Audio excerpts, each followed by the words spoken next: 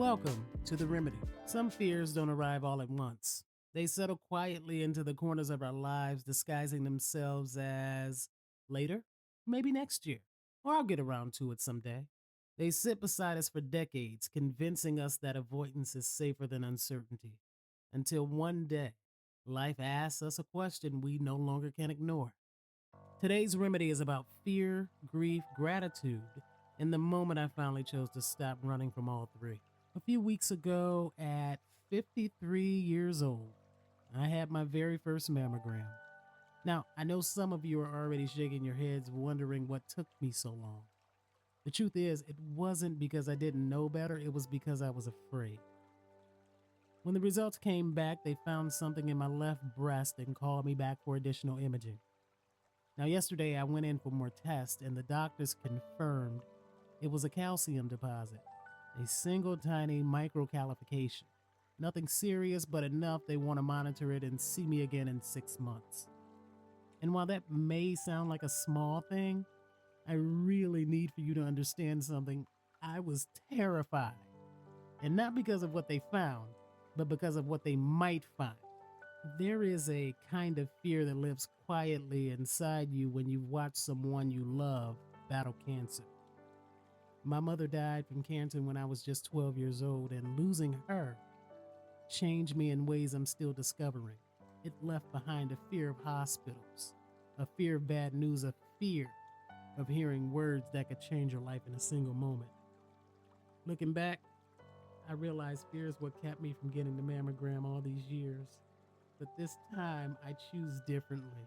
I walked through fear instead of around it. And today, I am grateful. Grateful that the results were good. Grateful that I finally went. And grateful I didn't let fear make another decision for me. I also want to take a moment to remember Ananda Lewis. Now, many of us remember her as the vibrant television host who brought intelligence, warmth, and authenticity into our living rooms. But in recent years, she shared something even more personal, her journey with breast cancer. She spoke openly about her diagnosis, her choices, her regrets, and the importance of early detection and listening to your body. Now, that kind of honesty isn't easy. It requires courage to let people see you in your most vulnerable moments. Now, when I heard about Ananda's story, it made me stop and think about my own life. It made me look at the fears I had been carrying for years and ask myself whether those fears are protecting me or preventing me from taking care of myself. Ananda's journey ended way too soon, but her impact didn't. Even in death, she continues to help others.